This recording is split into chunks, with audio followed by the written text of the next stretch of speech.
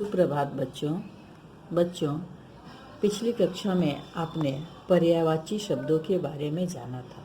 अर्थात पिछले वीडियो का विषय क्या था? पर्यायवाची शब्द। तो आपने बहुत से शब्दों के पर्यायवाची शब्द जाने थे। पर्यायवाची शब्दों को आपने यह भी जाना था कि पर्यायवाची शब्दों को समानार्थक शब्द, समानार्थी शब्द भी कहते हैं। तो उसी पाठ के आधार पर आज हम अभी अभ्यास प्रश्न करेंगे। जैसे कि दिया है, देखिए नंबर 1, पर्यायवाची शब्द पूरे करो। ठीक है, इसमें है बेटा। बेटा का पर्यायवाची शब्द क्या होगा? पुत्र। और सुत मतलब भी बेटा होता है। माँ का क्या होगा? जननी, माता। ठीक है, इसी प्रकार सूर्य का सूरज, रवि। और भी अनेक नामों से हम सूर्य को पुकारते हैं, प्रभाकर, दिवाकर इत्यादि, दिनकर। अब देखिए गृह का क्या होता है? घर और आलय। इसी प्रकार हरदम का हमेशा और सदा। चांद का चंद्रमा, चंदा। और भी जानते हैं हम, चांद को शशि भी कहते हैं, राकेश भी कहते हैं। तो इस प्रकार प्रश्न संख्या 1 पूरा हुआ। आइए 2 में है, कोष्ठक में लिखे शब्द का पर्यायवाची शब्द लिखकर वाक्य पूरे करो। ठीक है, एक कोष्ठक में पर्यायवाची शब्द दिए हैं, इनके पर्यायवाची लिखकर हमें ये वाक्य पूरे करने हैं। तो एक उदाहरण दिया हुआ है, देखिए पक्षी उड़ रहा है। यहाँ देखिए दिया है पंछी, तो पंछी का पर्यायवाची पक्षी भी होता है, तो पक्षी लिखकर वाक्य पूरा किया गया है। इसी प्रकार हम 2 में करेंगे, आज डैश बंद रहेगा। यहाँ देखिए स्कूल दिया है, तो स्कूल का पर्यायवाची क्या होगा? विद्यालय। क्या होगा? विद्यालय। आज विद्यालय बंद रहेगा। डैश हमारी माँ समान है। यहाँ है धरा, तो हम क्या लिख सकते हैं? धरती, या हम पृथ्वी भी लिख सकते हैं। धरती हमारी माँ समान है। सुबह उठकर डैश का ध्यान रखो। यहाँ दिया है प्रभु, तो प्रभु का पर्यायवाची हम क्या लिखेंगे? ईश्वर, या भगवान भी लिख सकते हैं, है ना। डैश कुएं से पानी भर रही है। स्त्री का पर्यायवाची क्या लिखेंगे? औरत। औरत कुएं से पानी भर रही है। डैश जंगल का राजा, यहाँ देखिए सिंह दिया हुआ है, तो हम क्या लिखेंगे? इसका पर्यायवाची सिंह का शेर। शेर जंगल का राजा है। 7वें नंबर में, डैश रुकने का नाम नहीं ले रही थी। बरसात लिखा है, तो बरसात का पर्यायवाची हम क्या लिखेंगे? वर्षा। वर्षा रुकने का नाम नहीं ले रही थी। तो इस प्रकार प्रश्न संख्या 2 पूरा हो गया। आप भी अपनी पुस्तक में करेंगे।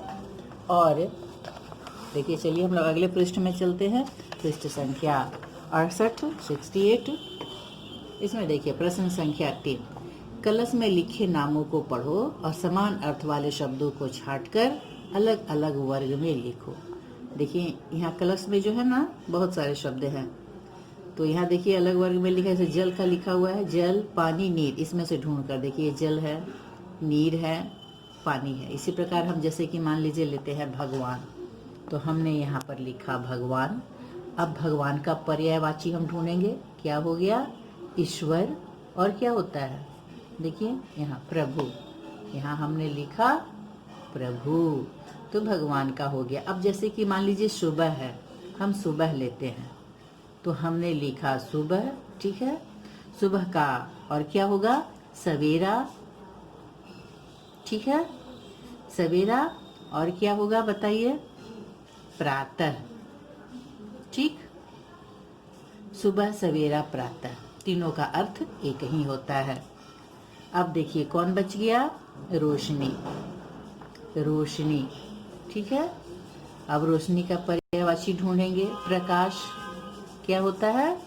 प्रकाश मतलब भी रोशनी ही होता है। और उजाला। तो इस प्रकार इनके वर्ग बन गए। ये तो यहाँ पर मिले हुए थे, सब आपस में अलग अलग वर्गों में हमने लिखा। तो इस प्रकार प्रश्न संख्या 3 पूरा हुआ। अब देखिए प्रश्न संख्या 4। प्रश्न संख्या 4 में है, अलग अलग अर्थ वाले शब्दों पर गोला लगाओ। अलग अर्थ वाले शब्द पर यहाँ 3 शब्द दिए गए हैं, जिनमें से 2 शब्द जो ऐसे हैं जो कि समान अर्थ रखते हैं, लेकिन एक शब्द ऐसा है जो कि अलग अर्थ रखता है। तो हम जो शब्द अलग अर्थ रखता है उस पर गोला लगाएंगे। जैसे कि देखिए यहाँ पर है खुशी, प्रसन्नता और दुख। तो खुशी तथा प्रसन्नता, ये तो एक शब्द एक अर्थ रखते हैं, लेकिन दुख अलग अर्थ रखता है, इसलिए दुख पर गोला लगाया गया है। तो अब देखिए आगे, ये तो उदाहरण दिया हुआ था। आगे नभ धरती आकाश, तो इसमें नभ और आकाश दोनों का अर्थ एक है, धरती का अलग है, तो हम यहाँ धरती पर गोला लगाएंगे। ठीक है। अब देखिए तारीफ, कसूर और दोष। तो तारीफ का अर्थ है प्रशंसा करना, कसूर और दोष का एक ही अर्थ है ना। तो यहाँ पर अलग अर्थ कौन रखता है? तारीफ। तो हम तारीफ पर गोला लगाएंगे। यहाँ यह गोला नहीं लगाना है, तो इसे हम इरेज कर देंगे। ठीक है। अब देखिए शत्रु, रक्षक, सिपाही। तो रक्षक और सिपाही तो एक ही है, हम शत्रु पर गोला लगाएंगे। सिपाही ना हमारे रक्षक है, सिपाहियों को हम रक्षक भी कहते हैं। दुख, खुशी, कष्ट। तो दुख और कष्ट का अर्थ एक है, खुशी अलग है, तो इन पर गोला लगाएंगे। जग, दुनिया और धरा। जग का अर्थ है दुनिया, तो हम धरा पर गोला लगाएंगे। घर, ईंट और गृह।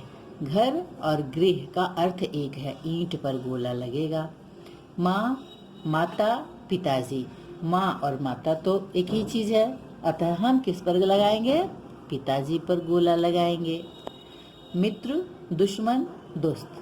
तो मित्र और दोस्त दोनों समानार्थी शब्द हैं, पर्यायवाची शब्द हैं एक दूसरे के, तो कौन अलग हो गया? दुश्मन। तो हम दुश्मन पर गोला लगाएंगे। तो इस प्रकार प्रश्न संख्या 4 भी पूरा हो गया।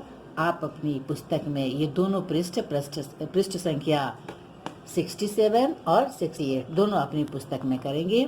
शेष हम लोग अगली कक्षा में पढ़ेंगे। तब तक के लिए धन्यवाद।